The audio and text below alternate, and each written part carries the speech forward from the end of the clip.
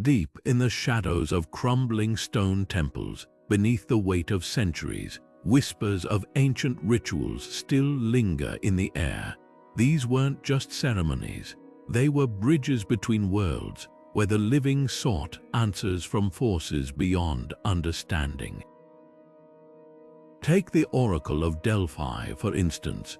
Priests and kings traveled for days, desperate for guidance, while vapors rising from the earth sent priestesses into prophetic trances. But here's what few realize: those same rituals echo in today's boardrooms and therapy sessions, where we still chase clarity through meditation and intuition. Across continents and eras, from the masked dances of Tibetan monks to the sweat lodges of Native American tribes, humanity has always danced on the edge of the unknown. What if these traditions hold secrets about us, not just our ancestors? This exploration isn't about dusty history. It's about the fingerprints these ceremonies left on our modern lives, hidden in plain sight.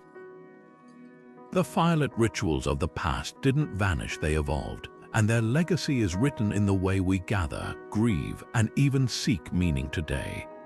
The story of mystical ceremonies begins not in grand temples or sacred texts, but in the flickering firelight of caves where early humans first wrestled with life's biggest questions. Picture a group of hunter-gatherers tens of thousands of years ago, tracing animal shapes on stone walls with charcoal and ochre. These weren't mere decorations. The Lascaux cave paintings in France show animals pierced with spears, suggesting rituals meant to ensure successful hunts. Half a world away, the massive stones of Stonehenge were painstakingly arranged to frame the summer solstice sunrise, proving our ancestors tracked celestial patterns long before written calendars existed. These weren't isolated events but threads in a global tapestry of ritual. In Mesopotamia, the world's first urban civilizations performed temple ceremonies to appease temperamental gods who controlled floods and droughts, the difference between feast and famine. Meanwhile, along the Indus Valley, Vedic priests chanted over crackling fire altars, their precise rituals preserved through oral tradition for centuries before being written down. What connects these ancient practices across continents is a shared human impulse to bring order to chaos through ceremony.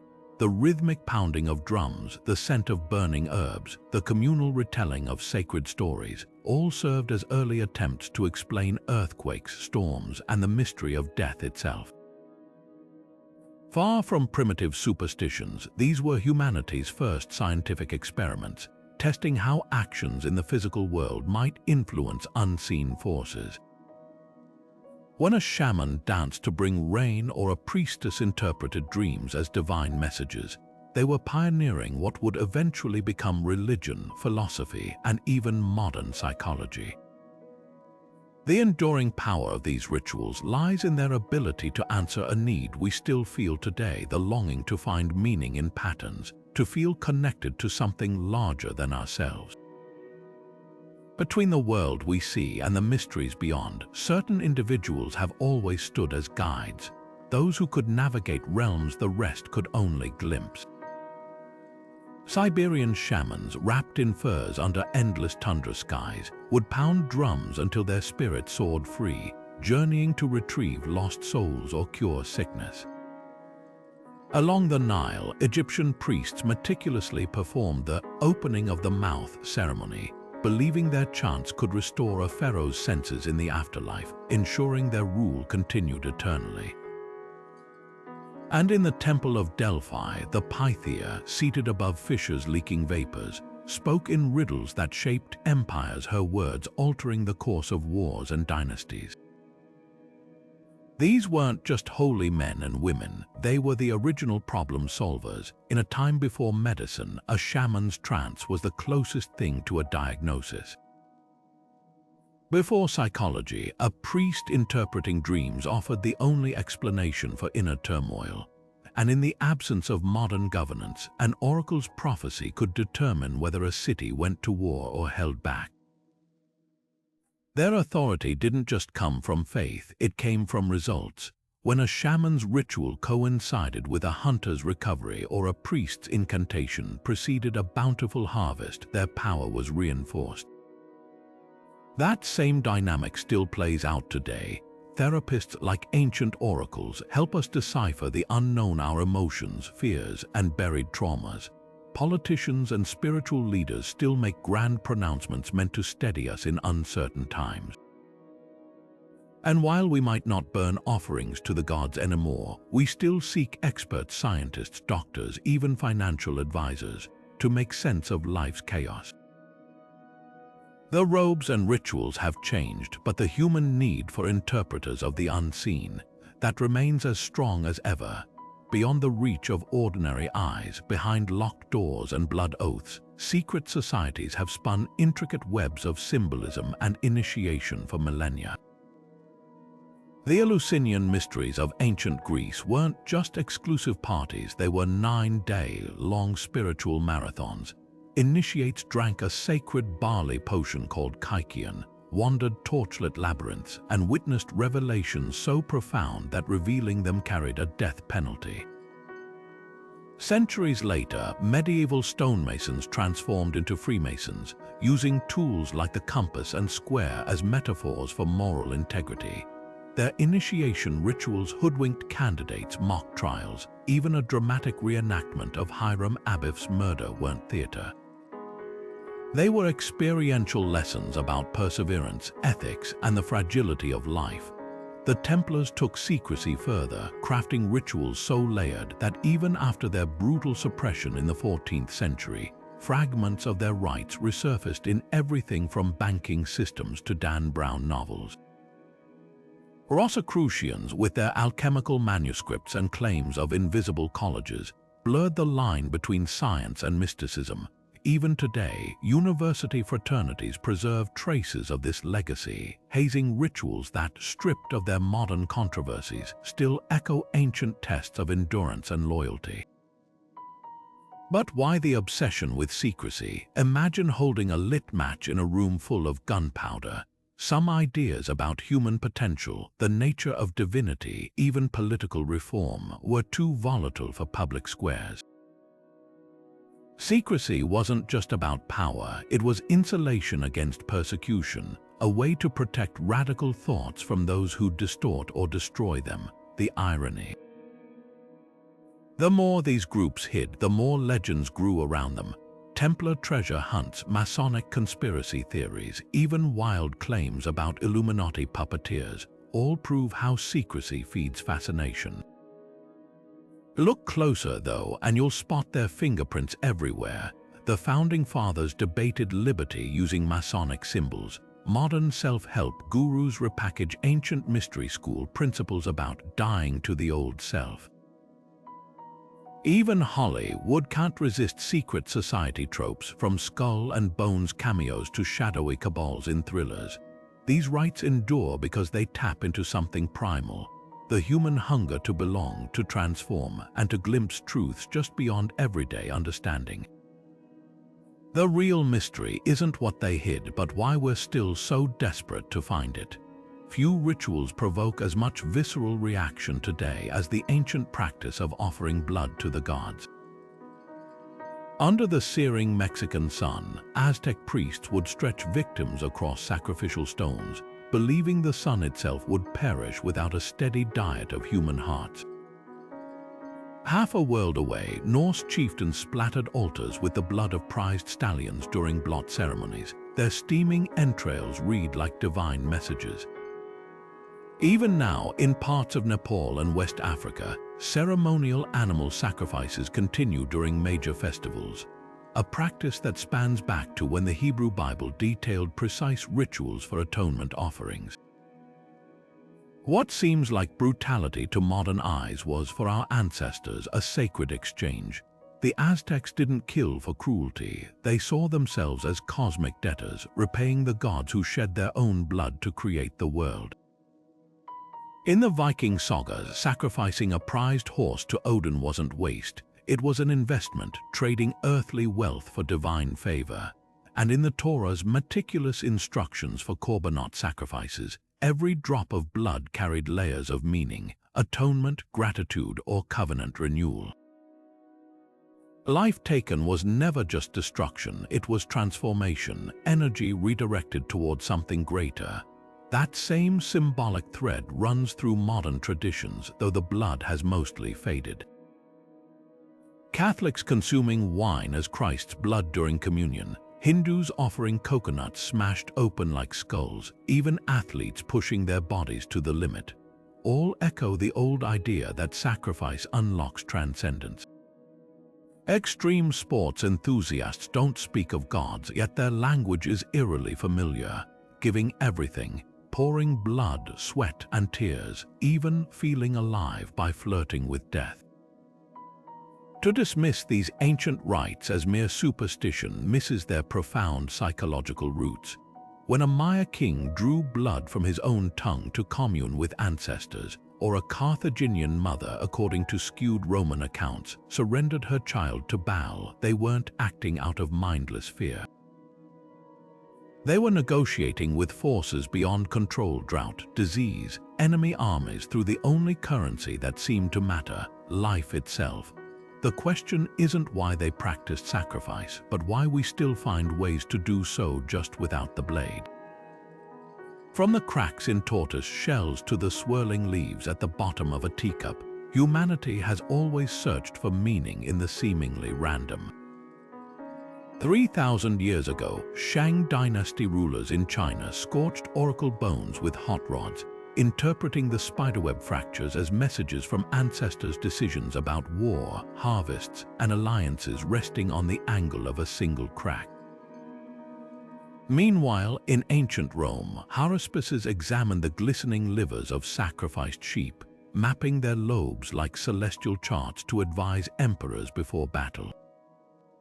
Half a world away, Sangomas in southern Africa tossed bones onto woven mats, reading their positions like a language only the initiated could decipher.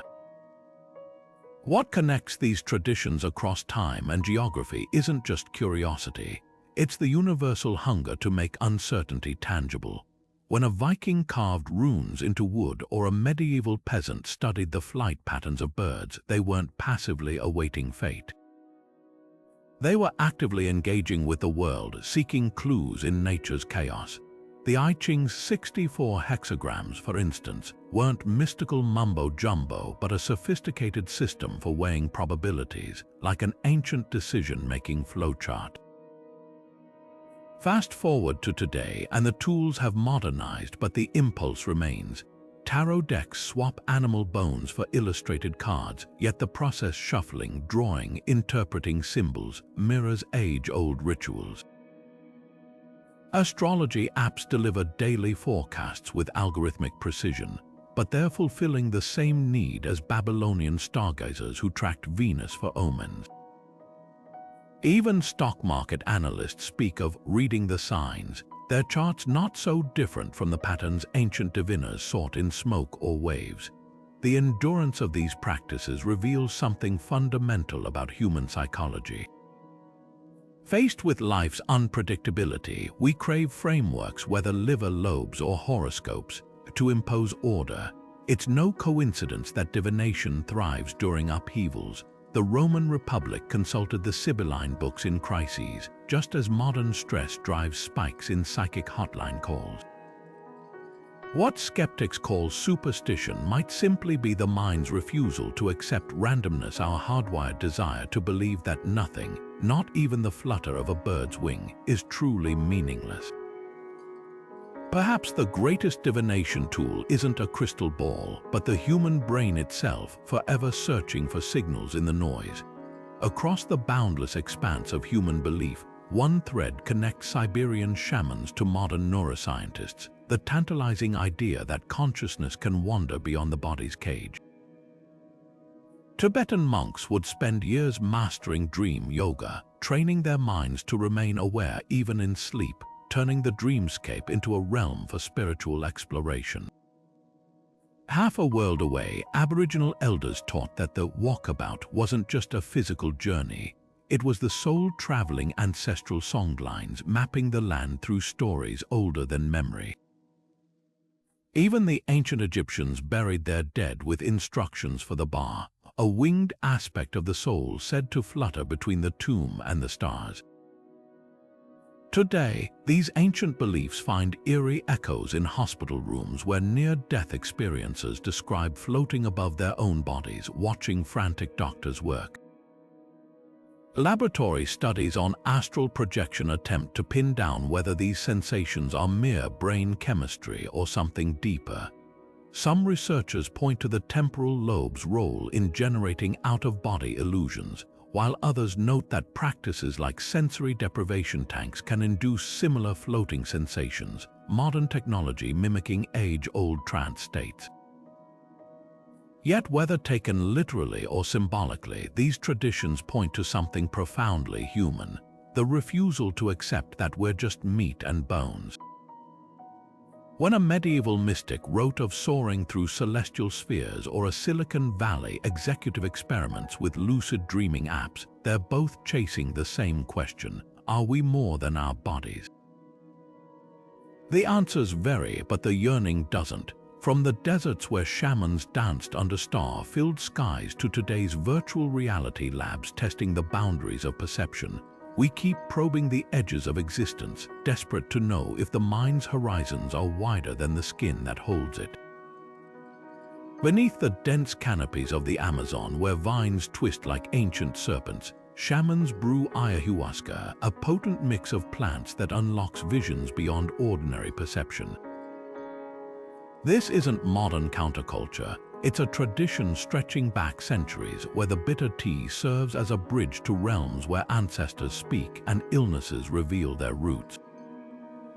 Similar practices echo across continents. The Huichol of Mexico pilgrimage for peyote, their prayers woven into vivid hallucinations, while Siberian shamans ingested fly agaric mushrooms, their crimson caps dotting the forest floor like scattered embers of the divine.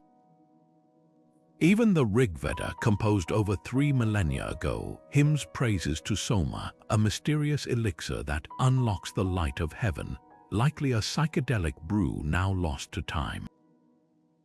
What's striking isn't just the prevalence of these substances, but their sacred context. Indigenous cultures didn't consume these plants recreationally. They were sacraments, ingested in precise rituals with elders guiding the journey. The Biwiti of Gabon use iboga's intense visions to confront traumas and initiate moral reckonings, a practice that mirrors modern psychotherapy's approach to healing deep-seated pain.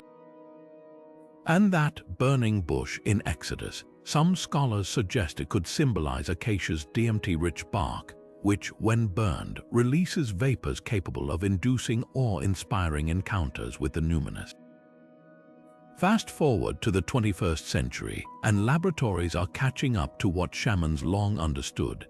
Clinical trials now explore psilocybin for depression, MDMA for PTSD, and ayahuasca's potential to rewire addictive brain patterns. The terminology differs. Psychiatrists speak of neural plasticity, where mystics described expanded consciousness, but the outcome overlaps: profound shifts in perspective that heal fractured minds. Indigenous rituals often framed these experiences as battles with spirits or dialogues with gods. Today, therapists might call it confronting subconscious shadows or rewriting personal narratives. Yet the divide between ancient and modern isn't as stark as it seems. Both traditions recognize these substances as tools, not shortcuts, their power harnessed through preparation, intention, and integration. A Shipibo shaman's Ikaro's healing songs structure the ayahuasca experience much like a therapist's guided session grounds a patient afterward. Whether clad in ceremonial dress or a lab coat, the goal remains the same: to traverse the mind's hidden corridors and return with clarity. This convergence raises a provocative question: were these cultures ahead of us all along? While Western medicine pathologized altered states, traditional societies ritualized them, treating the mind as a landscape to be explored rather than a machine to be fixed. As research validates their methods, we're left to wonder what other ancient wisdom awaits rediscovery in the world's dwindling forests and fading oral traditions. The answer might just lie at the intersection of chemistry and spirituality, where molecules and meaning collide.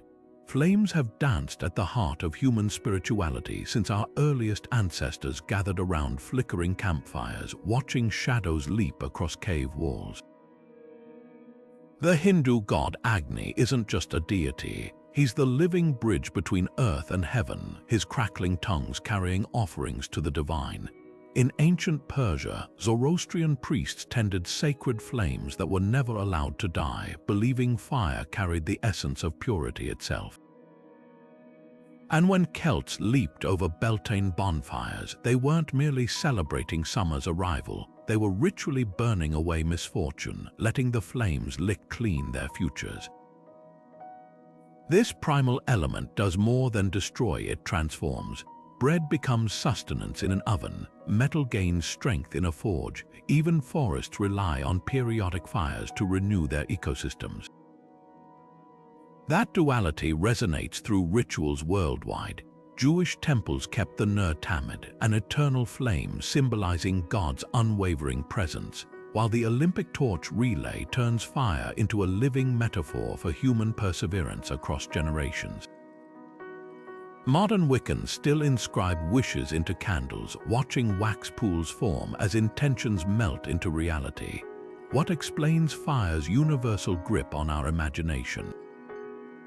It may be the closest thing we have to magic in plain sight, an element that dances, consumes, yet leaves space for something new. Fire doesn't simply erase, it liberates potential. In Japan's Daimonji festival, towering mountainside bonfires release ancestral spirits, while Native American sweat lodges use heated stones to purify body and mind.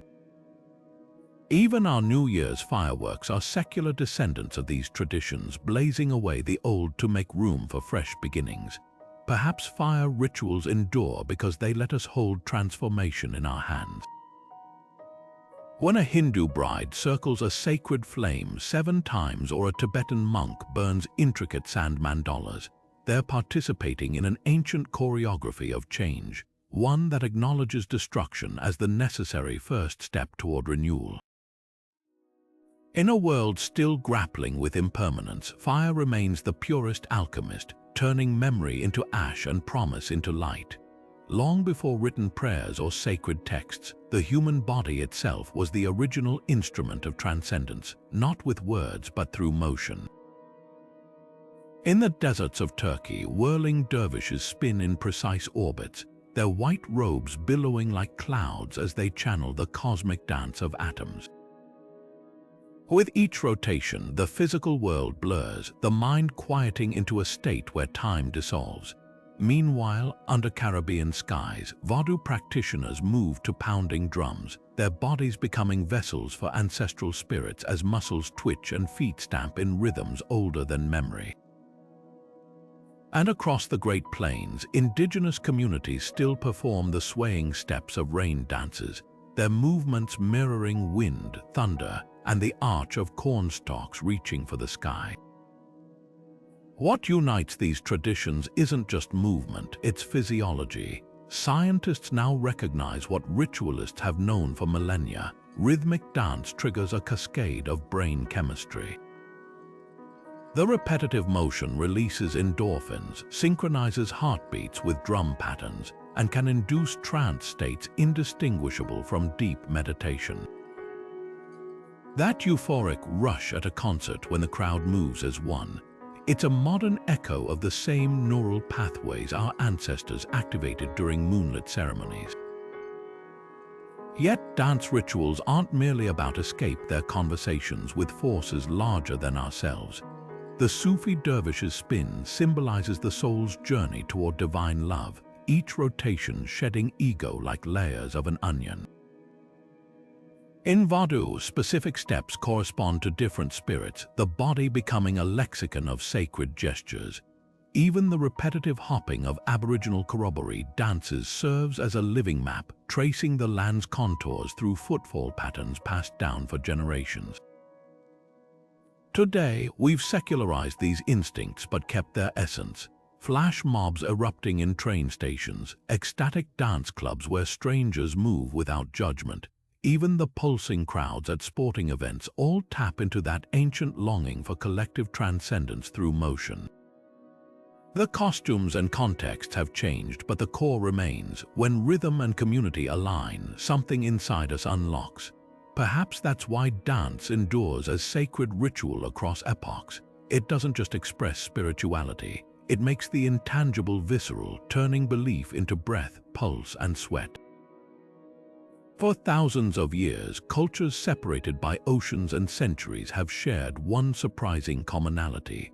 They discovered how to harness the invisible power of sound for transformation. Picture a Tibetan monastery at dawn, where deep-throated chants resonate through stone halls, their harmonic overtones vibrating against brass singing bowls. Across the world, Benedictine monks fill Gothic cathedrals with the layered harmonies of Gregorian chant, their Latin syllables stretching into meditative waves. Even the solitary Hindu practitioner repeating Om taps into something profound. The way rhythmic vibration can dissolve the chatter of an overactive mind. Modern science reveals what these traditions intuited. When shamans drum at 4.5 beats per second, they're not just making noise, they're syncing with the brain's theta waves, the same frequencies associated with deep meditation and vivid dreaming. Studies show this steady rhythm can lower cortisol levels, slow heart rates, and even enhance creativity. Similarly, the solfeggio frequencies, a set of ancient musical tones rediscovered in medieval Gregorian chants, have been shown to reduce anxiety when played at specific hertz levels. Even today's binaural beats, where slightly different tones play in each ear, create a frequency-following response in the brain, nudging it into calm or focused states without drugs or effort. The magic lies in vibration's ability to bypass logic and speak directly to the nervous system. A mother humming to soothe her baby or soldiers marching in unison to drum beats both leverage this principal sound as an organizing force for body and mind. Indigenous cultures understood this intimately. The didgeridoo's droning vibrations in Australian Aboriginal ceremonies weren't just music, they were tools for shifting consciousness. Sufi zikr chanting uses repetitive phrases to empty the mind, much like modern mindfulness apps guide users into presence through auditory cues. What's fascinating is how these traditions converge with cutting-edge research. Sound baths, where participants lie immersed in gong waves, are now studied for their ability to ease PTSD symptoms. Neuroscientists map how certain frequencies light up the default mode network, the brain region tied to ego and self-narrative, quieting it like a lullaby for the overthinking mind. The line between ancient ritual and modern therapy blurs when you realize both rely on the same truth: vibration shapes perception. This isn't just about relaxation. From the Pythagorean concept of musica universalis, the idea that planets hum in celestial harmony, to quantum physics discovery that atoms vibrate at specific frequencies, sound bridges the spiritual and scientific. Next time you feel calmer after your favorite song or more focused with white noise in the background, you're participating in a legacy that stretches back to the first shaman who ever struck a drum and found the rhythm of the human soul. Masks hold a peculiar power. They don't just hide faces, they erase the boundaries of self. In the dim glow of Japanese no theater, a master performer lifts a carved wooden mask to his face, and in an instant, he's no longer an actor but a god, a demon, or a grieving ghost. The transformation isn't just symbolic. Neuroscience suggests that when we conceal our features, something shifts in the brain. The mask becomes a psychological gateway, quieting the inner critic and unlocking primal, archetypal energies. This isn't unique to know. In Bali, dancers embody the barong, a mythical lion-like guardian, their movements dictated by the masked spirit. Similarly, during West African Egungun festivals, swirling robes and wooden visages allow the living to channel ancestral voices, blurring the line between past and present. But this longing to step outside ourselves isn't confined to ancient traditions. Think of Venetian carnivals, where elaborate beaked masks dissolved social hierarchies. Servants could mock nobles without consequence. Or modern Halloween, when children slip into monster costumes not just for candy, but for the thrill of being something other. Even superhero films tap into this deep-seated desire. A simple domino mask turns a photographer into Spider-Man, proving how identity can be as fluid as the fabric we drape over it. What makes these rituals so enduring? Perhaps it's the freedom masks provide. Anonymity liberates us to explore hidden aspects of our psyche. Studies show that when people conceal their faces, they're more likely to take risks, confess secrets, or adopt entirely new personas. The Kwakwaka'wakwa tribes of the Pacific Northwest understood this intuitively. Their potlatch ceremonies featured dancers wearing oversized, articulated masks that split open to reveal inner faces, literally peeling back layers of meaning. Today, we've digitized this ancient impulse. Online avatars, gaming skins, even Instagram filters serve as virtual masks, letting us curate identities with a click. Yet the core remains unchanged. Whether through carved wood or pixelated screens, we're still chasing that transformative moment when the mask stops being an object and starts being a portal. Beneath every disguise lies a timeless truth. Identity isn't fixed. It's a story we can rewrite, a role we can step into, if only we dare to conceal ourselves first. Under the ever-shifting glow of lunar light, civilizations have marked time not just by days, but by the moon's silent dance across the night sky. Ancient farmers from Mesopotamia to Mesoamerica planted seeds under waxing moons and harvested as they waned, trusting the celestial rhythm more than any almanac. Greek priestesses gathered at crossroads during the darkest moons to invoke Hecate, goddess of thresholds, while Islamic scholars meticulously observed each crescent to determine Ramadan's sacred span. And in Tang Dynasty China, poets and emperors alike celebrated the Mid-Autumn Festival by offering moon cakes, not just as dessert but as edible tributes to unity and cosmic harmony. This wasn't mere superstition. The moon's gravitational pull governs ocean tides, and emerging research suggests it may subtly influence human biology too. Women tracking their cycles today often notice synchronicity with lunar phases, a phenomenon documented as far back as Hippocrates' medical texts. Modern apps quantifying fertility windows echo Babylonian astrologers who charted conception odds on clay tablets.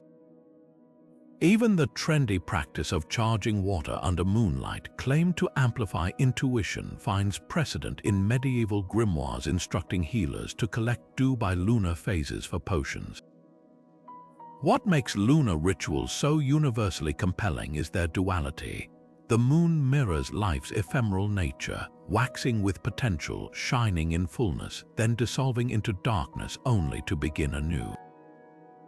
Cultures worldwide projected feminine archetypes onto its glow, from Artemis the huntress to Chang, fleeing to the moon, yet its symbolism transcends gender. Psychologists recognize lunar imagery in dreams as shorthand for the subconscious, that hidden realm where logic yields to intuition. Astronomers may have mapped its craters, but the moon's true power lies in its ability to reflect our own cyclical nature, our growth, release, and perpetual renewal. That's why lunar rituals persist, even in an age of artificial light and digital clocks. Wiccans still cast circles under full moons, corporate wellness workshops host moon mapping sessions, and yes, TikTokers swear by moon water's vibe. Whether spiritual or secular, these practices share a common thread: In a world of constant noise, the moon remains a steady pulse, reminding us that even in darkness, there's a rhythm waiting to guide us forward. There's a reason funerals are humanity's oldest shared ritual. They don't just honor the dead, they comfort the living. Take the Tibetan sky burial, where bodies are left on mountaintops for vultures to carry skyward. At first glance, it seems stark, but to Buddhists, it's the ultimate act of generosity, feeding creatures while releasing the soul from its earthly shell.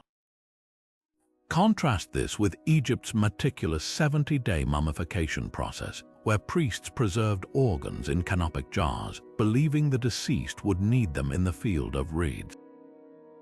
Even the vibrant Dia de los Muertos, with its sugar skulls and marigold-strewn altars, follows the same impulse, guiding souls through the unseen with scent, color, and memory. Vikings took a more fiery approach. Chieftains laid to rest in burning ships weren't just cremated. Their vessels were loaded with weapons, food, even sacrificed horses, all meant to equip them for the voyage to Valhalla. Modern Ghanaian fantasy coffins, carved into fish, cars, or airplanes, carry this tradition forward, celebrating the departed's passions as if death were simply another journey. What unites these traditions isn't just a belief in an afterlife. It's the conviction that how we transition matters as much as how we lived. Science now offers intriguing echoes of these ancient intuitions. Near-death experiences frequently describe tunnels of light, reunions with loved ones, or life reviews, elements mirrored in the Bardo Thirdol's descriptions of post-death visions. While neuroscientists attribute these to oxygen deprivation or firing neurons, the parallels are striking. Indigenous cultures spoke of spirit guides. Today's accounts mention radiant beings. The Egyptians mapped the afterlife with spells. Modern narratives describe crossing thresholds. Whether spiritual or physiological, the message converges. Death might not be an end, but a crossing. Perhaps that's why these rituals endure. When a Zoroastrian towers of silence or a Balinese Ungaban cremation sends smoke curling into the sky, they're doing more than disposing of a body. They're enacting a cosmic roadmap. For the living, these rites transform grief into something active, even hopeful. After all, every culture that buries with coins for the ferryman or lights candles to guide the way is making the same quiet declaration. We may not know what comes next, but we won't face it unprepared. In the dim glow of medieval laboratories, where glass beakers bubbled with mysterious liquids, alchemists weren't just chasing literal gold, they were mapping the hidden contours of the human soul. Their cryptic texts, filled with dragons swallowing their tails and suns mating with moons, weren't mere eccentric doodles. These symbols formed a sophisticated language of transformation, where chemical processes mirrored the inner work of becoming whole. The negrito, that eerie blackening of matter in the flask, represented the first painful step, confronting the shadowy depths of one's own psyche. Only after this dissolution could the albedo whitening and rubedo reddening follow, stages symbolizing purification and the ultimate fusion of opposites. Carl Jung, peering through the lens of modern psychology, recognized alchemy's true genius. Those labyrinthine manuscripts weren't failed chemistry experiments. They were roadmaps for what he called individuation, the lifelong journey toward self-realization. When alchemists wrote of solving and coagulating, they might as well have been describing therapy's process, breaking down traumas to rebuild stronger selves. Even their obsession with mercury, sulfur, and salt echoes Freud's ID, ego, and superego elements in constant tension, seeking equilibrium. Fast forward to today, and you'll find alchemy's fingerprints everywhere, just without the flasks. The modern wellness industry thrives on its metaphors, refining habits, burning away negativity, even the ubiquitous self-improvement framing, which mirrors the alchemical quest for perfection. Apps promising to transform your mind with daily affirmations aren't so different from medieval grimoires prescribing incantations for enlightenment. And that elusive philosopher's stone, it's rebranded in bestsellers as Finding Your True Purpose, the same age-old promise of turning the base metal of human frailty into golden wisdom. But here's the twist: while we've secularized the symbols, we've lost some of their depth. Ancient alchemists knew their work demanded patience. Texts warned that rushing the process would yield only false gold. In an era of instant gratification, that lesson feels radical. Real transformation, whether in a therapist's office or a meditation retreat, still follows alchemy's slow, non-linear path. The vessels may have changed, but the fire burning within them, that's as old as humanity's longing to evolve. The pen truly might be mightier than the sword, especially when letters themselves were thought to hold divine power. Ancient scribes didn't just record information, they wove spells with every stroke. Hebrew mystics practiced gematria, calculating numerical values of words to reveal hidden meanings, like the famous example where chai, life, equals 18, making that number auspicious in Jewish tradition to this day. Meanwhile, in India, Vedic priests preserved Sanskrit mantras with near mathematical precision, believing the sound vibrations of correctly uttered syllables could alter the fabric of reality. One mispronounced word in a ritual, they warned, could render it powerless or worse, invite misfortune. Then there are the texts that defy understanding entirely. The Voynich manuscript, with its bizarre botanical illustrations and unreadable script, has taunted cryptographers for centuries. Is it an elaborate hoax, an encoded alchemical treatise, or a glimpse into a lost language?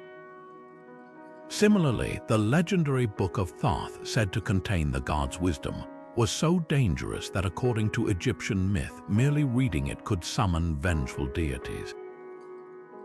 These aren't just historical curiosities, they're testaments to humanity's enduring belief that certain knowledge must be guarded, either through obscurity or sheer potency. But sacred linguistics wasn't always about secrecy. Norse runes carved into weapons invoked protection and victory, their angular letters serving as both prayer and practical tools. Kabbalists rearranged Hebrew letters like cosmic puzzle pieces, seeking combinations that might reveal God's true name. Even modern culture unconsciously carries echoes of this tradition. Emojis, those colorful digital symbols, function as a kind of universal ideographic language, while viral memes spread like incantations, reshaping perceptions with shared inside jokes. Why does this matter now? Because in an age of misinformation and fleeting tweets, these ancient practices remind us that words aren't just containers for meaning, they're active forces. Whether it's a lawyer crafting airtight contracts, a poet choosing the perfect metaphor, or even a protest chant that galvanizes a crowd, we're still participating in the old magic. The medium changes, but the principle remains. Language at its most potent doesn't just describe the world, it has the power to remake it. From the shadowed halls of Egypt's pyramids to the soaring arches of Gothic cathedrals, sacred architecture has always been about far more than shelter. It's a language written in stone, aligning the earthly with the eternal. Consider Chartres Cathedral's Labyrinth, where medieval pilgrims once walked the winding path on their knees, mirroring the soul's journey toward divine connection. Or Angkor Wat's 5 towers, meticulously positioned to reflect the peaks of Mount Meru, the cosmic axis of Hindu and Buddhist cosmology. These structures weren't just inspired by spiritual ideas, they were designed to embody them, turning mortar and marble into 3-dimensional prayers. Sacred geometry reveals the hidden framework behind these spaces.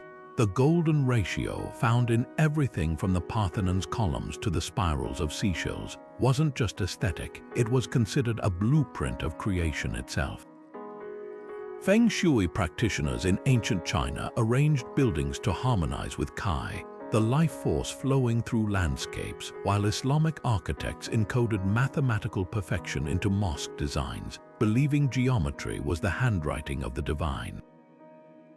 Even the humble mandala, drawn in sand or carved into temple floors, serves as a miniature universe, collapsing the vastness of the cosmos into patterns the human eye can grasp. Today, this ancient wisdom lingers in unexpected places. Sedona's red rock formations, dubbed vortex sites, draw thousands seeking energy hotspots said to amplify healing and intuition. Modern architects like Le Corbusier and Zaha had experimented with sacred proportions, unconsciously echoing traditions that stretch back to Stonehenge's aligned monoliths. And when you walk into a grand library or concert hall and feel an instant hush fall over you, that's no accident. It's the residual power of spaces designed to elevate the human spirit. What makes these places timeless isn't just their beauty, but their function as thresholds. A cathedral's rose window filtering light into colors, a ziggurat stairway ascending toward the heavens, even the deliberate echo in a Tibetan singing bowl's resonance chamber. All were crafted to shift perception, to remind us that the material world is just one layer of a far grander design. They stand as frozen rituals, inviting us to step beyond the mundane and, if only for a moment, touch the infinite. Beneath the relentless march of digital notifications and artificial lighting, our ancestors lived by a different rhythm, one dictated by the tilt of the earth itself. The winter solstice wasn't just the shortest day for the ancient Celts. It was the moment they lit bonfires to coax the sun back from the brink, their flames mirroring the cosmic struggle between light and darkness.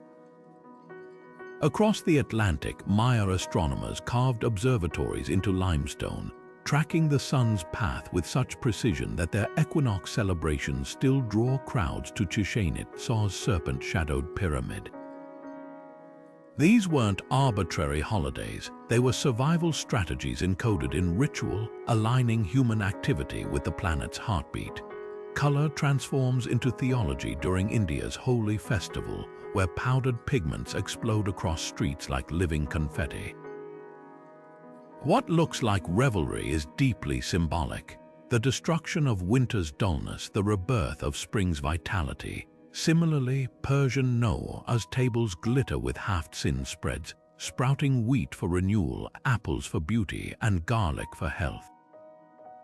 Every element whispers the same truth: cycles govern life, and honoring them ensures balance.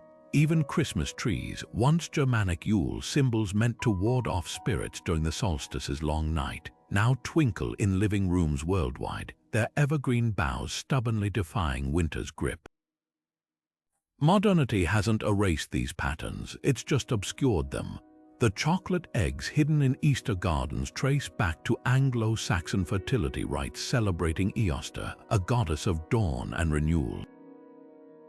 The pumpkins we carve at Halloween, descendants of Celtic Samhain turnips, hollowed to hold candles that guided souls visiting during the year's thinnest veil between worlds. These traditions persist because they answer a primal need: to mark time not with cold numbers, but with sensory, communal rituals that root us in something larger. Science now confirms what intuition long suggested: our bodies respond to seasonal shifts. The winter blues many experience correlate with reduced sunlight, while spring's arrival triggers surges in serotonin. Indigenous cultures ritualized these biological realities, turning them into communal celebrations rather than private struggles. In an era of climate-controlled environments and endless screen glow, we've divorced ourselves from these natural cadences and perhaps from a fundamental source of resilience. But the remedy might be simpler than we think. The Danish practice of hygge, candlelit winter coziness, mirrors old solstice customs of gathering inward. Japan's cherry blossom hanami parties echo ancient gratitude for fleeting beauty. Whether it's planting seeds on the spring equinox or baking midsummer honey cakes, small acts of seasonal awareness can tether us back to rhythms older than clocks. These festivals remind us that time isn't just something to spend or waste, it's a living current we're meant to dance with, one spiraling season at a time. The moment when a human body becomes a vessel for something beyond itself is one of the most electrifying and misunderstood phenomena in spiritual practice. In a Haitian Vodou ceremony, the drums quicken, and suddenly a dancer's movements shift, shoulders rolling with uncanny precision, eyes gleaming with unfamiliar intensity. The community recognizes it instantly. A LWA, or spirit, has arrived. Across the Atlantic, in Brazilian candomblé rituals, initiates called horses surrender to oryxes, their bodies moving with the grace of warriors or the wisdom of elders, even if they've never trained in those roles. And high in the Himalayas, masked monks performing cham dances don't just portray deities, they channel them, their elaborate costumes transforming into living embodiments of divine wrath or compassion. Scientists have a term for this: dissociative trance. Brain scans show shifts in activity during these states, particularly in areas tied to self-awareness and motor control. But to reduce possession to mere neurology misses the point. For participants, this isn't a loss of self, it's an expansion. When a Pentecostal congregate speaks in tongues, their fluent, unintelligible syllables aren't gibberish but a language of the spirit, bypassing the intellect to communicate directly with the divine. Similarly, the trembling, roaring manifestations of Japanese yuta, or spirit mediums, aren't performances but sacred responsibilities, their bodies serving as conduits for ancestors demanding resolution. These rituals unravel one of the West's most stubborn assumptions, that mind and body are separate and identity is fixed. In possession traditions, the self is more like a river than a stone, capable of reshaping its boundaries to accommodate other currents. Anthropologists note how these practices often emerge in marginalized communities, offering empowerment through divine authority. A Haitian woman possessed by Ezeli Dantor, the fierce mother LWA, might speak truth she'd never dare utter in her ordinary life. Modern parallels abound. Method actors describe losing themselves in roles. Athletes enter the zone where movements feel divinely guided, and even therapists use guided visualizations to help clients access buried aspects of themselves. The difference: possession ceremonies frame this fluidity as sacred, not pathological.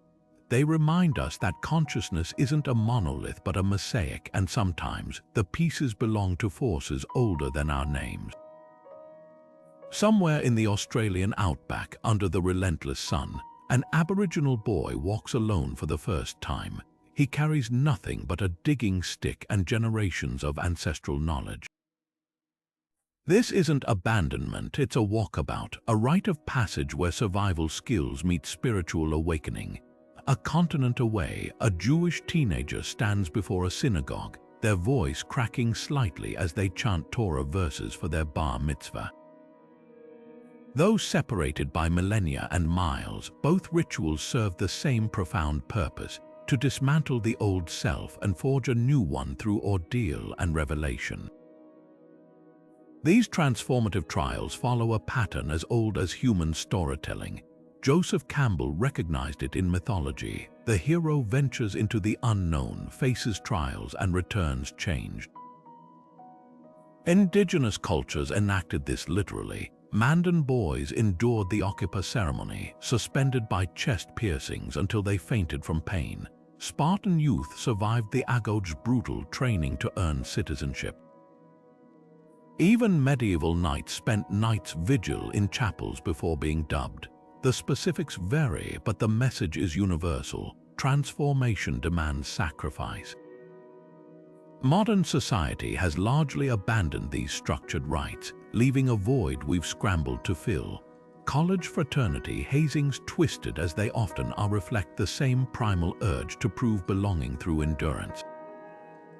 Military boot camps strip recruits down to rebuild them as soldiers. Even secular milestones like getting a driver's license or first paycheck carry faint echoes of initiation. though they lack the depth of traditional ceremonies. Perhaps that's why self-designed rituals are flourishing today.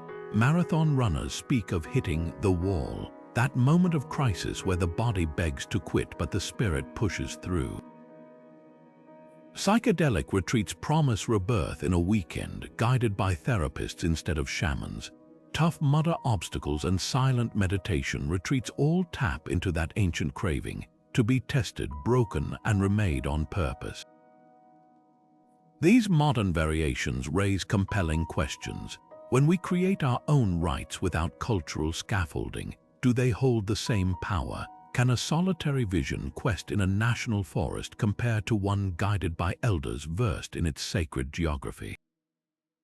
What we've gained in personal freedom, we may have lost in collective meaning. Yet the persistence of these impulses proves something indelible about human nature. We still long for thresholds, clear markers that say you are not who you were before.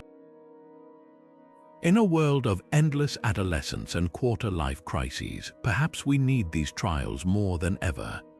The bond between humans and animals stretches far beyond survival. It's woven into the very fabric of spiritual traditions across the globe.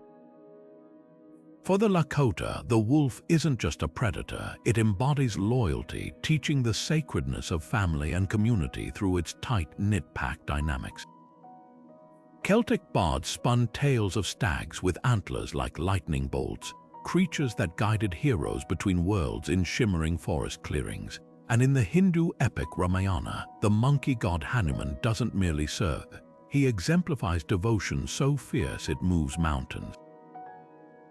These weren't just stories, they were moral compasses using animal traits to mirror human virtues and vices.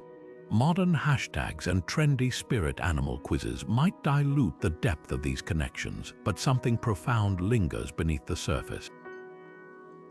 When a CEO quotes the hunter's focus of a tiger or an athlete tattoos an eagle for its soaring vision, they're tapping into an ancient language, one that recognizes animals as more than biological entities, but as carriers of cosmic wisdom.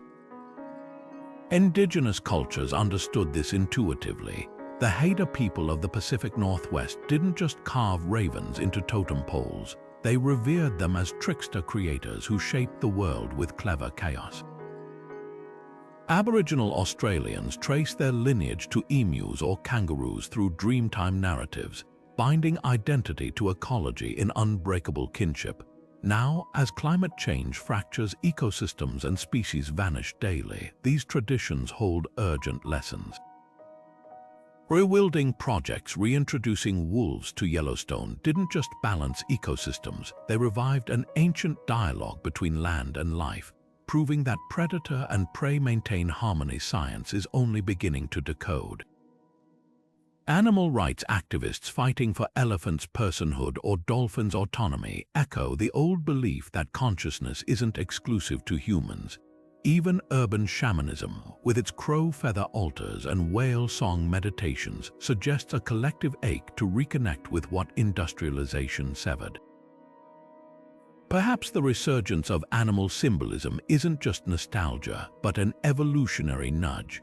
When a child whispers to a backyard fox or a biologist marvels at octopus intelligence, they're participating in the same awe that once birthed totems and mythologies.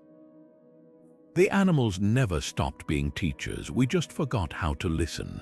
Now, as habitats crumble, their silent lessons roar louder than ever. Survival isn't about dominance but reciprocity. And that's a truth as old as the first paw print pressed into wet clay. Gazing upward at the night sky, our ancestors didn't just see random pinpricks of light. They read the stars like a celestial storybook, one where human lives were written in constellations. Long before telescopes or satellites, Babylonian priests tracked Venus' movements across clay tablets, convinced its path could predict kings' fortunes and harvests. Half a world away, Mayan astronomers carved observatories into pyramids, aligning them so precisely that during solstices, sunlight slithers down staircases like a serpent made of gold. Even the Navajo's Hay or Pleiades cluster wasn't just a pretty sparkle, it dictated planting seasons and coming-of-age ceremonies, its appearance a cosmic alarm clock for ritual. What's fascinating isn't just the universality of stargazing, but how these systems evolved. The zodiac we casually check in newspapers began as a Babylonian farmer's almanac, their 12-sign system mapping Jupiter's journey to forecast Nile floods or droughts. Chinese astrology wove the stars into a tapestry of 5 elements and yin-yang balance, while Polynesian navigators memorized star paths like highways across the Pacific. These weren't primitive guesses, they were complex sciences of their time, blending mathematics, mythology, and meticulous observation. Fast forward to today, and the sky still holds us captive, though our tools have changed. NASA Artemis missions aim to return humans to the moon, while apps like CoStar serve daily astrological insights with algorithmic precision. Astronomers might scoff at Mercury retrograde's alleged chaos, but even they can't deny the moon's pull on tides or the sun's rhythms governing our sleep cycles. Science and symbolism aren't opposites here, they're two languages describing the same awe. Perhaps that's why celestial rituals endure. From Hindu weddings timed to auspicious planetary alignments to the Quechua's Inti Raymi festival honoring the sun god, these practices acknowledge a truth deeper than dogma. We're made of the same atoms as supernovas, bound to the cosmos not just by gravity but by wonder. Whether through a telescope or an astrolabe, we're all searching for the same thing, a glimpse of our place in the universe's grand design. And sometimes it takes ancient starlight to show us who we are. Beneath the gold-lit altars and sacred chants of mystical traditions lies a shadowed counterpart, rituals wielded not for healing or wisdom but for harm. Ancient Greek lead tablets unearthed from graves and wells bear scratched curses meant to bind rivals in agony. Just as this lead grows cold and heavy, so too shall his limbs. These weren't idle threats. Archaeologists find them pinned with nails, a chilling parallel to European witch trials centuries later, where whispered accusations could condemn entire families to flames. Even today in Haiti, rumors swirl of Bokah's practitioners who trade in zombification and hexes. Their rituals a stark reminder that spiritual power has always carried a double edge. The allure and terror of curses reveals something primal about human psychology. When Howard Carter's team opened Tutankhamun's tomb, the sudden deaths that followed sparked global panic over the pharaoh's curse. Rational explanations like mold spores mattered less than the narrative, unseen forces punishing trespass. The Hope Diamond's alleged trail of misfortune, from stolen jewels to beheadings, plays into the same dread. Whether these stories hold truth or not, they persist because they speak to a deeper fear, that actions have invisible consequences and karma isn't always kind. Yet what's most fascinating isn't the curses themselves, but their evolution. Medieval grimoires like the Book of Abramelin warned that summoning spirits required utmost purity, lest dark forces turn on the summoner. Now, social media platforms host digital witch hunts, where viral outrage can dismantle reputations overnight. Cancel culture's swift, collective condemnation mirrors the old village square mobs, just with hashtags instead of pitchforks. The methods shift, but the underlying dynamic remains: communal rituals of exclusion, where words themselves become spells. This duality forces a difficult question: is any ritual truly neutral? The same hands that light candles for protection cannot cords for vengeance. Perhaps the lesson isn't to fear these practices, but to respect their weight. From Babylonian execration texts to modern online doxing, history whispers the same warning: power, even when intangible, is never consequence-free. The line between justice and malice blurs when rituals old or new are wielded without care for what they might unleash. The resurgence of ancient spiritual practices in our hyper-connected world isn't a rejection of progress. It's a quiet rebellion against the idea that technology alone can nourish the human soul. Walk through a modern Wiccan coven's Samhain celebration, and you'll find flickering candlelight illuminating faces turned skyward, honoring ancestors with apple offerings and whispered names, a tradition stretching back to Celtic harvest festivals now thriving in urban apartments. Meanwhile, Druid groves gather at Stonehenge not as tourists, but as participants, their dawn chants blending with the creak of ancient stones as they mark solstices with rituals revived from fragmentary texts. This movement goes beyond historical cosplay. When Haitian Vodou ceremonies unfold in Brooklyn basements or Brazilian Umbanda temples host crowded healing circles, they're not just preserving traditions, they're fortifying cultural identity against centuries of suppression. The same impulse drives indigenous communities from New Zealand to Norway, resurrecting near-lost languages through sacred chants and reinventing coming-of-age rites for smartphone-toting teenagers. What unites these seemingly disparate revivals is their shared recognition. Some voids can't be filled by algorithms or Amazon deliveries. Even secular spaces are catching on. At Burning Man's temporary metropolis, art installations morph into contemporary sweat lodges, where strangers share transformative visions under geodesic domes. Corporate wellness programs now incorporate smudging ceremonies and labyrinth walks, trading sterile conference rooms for sensory experiences that would feel familiar to medieval mystics. Apps promising ancient wisdom for modern lives distill shamanic journeying into guided meditations, complete with Spotify playlists of drumbeats tuned to brainwave frequencies.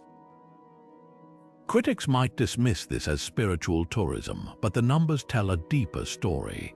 Pew Research reveals that while traditional religious affiliations decline, paganism and earth-based spirituality are among America's fastest-growing faith categories. Psychologists note that participants report heightened resilience and community bonds, echoing what anthropologists observed in tribal societies.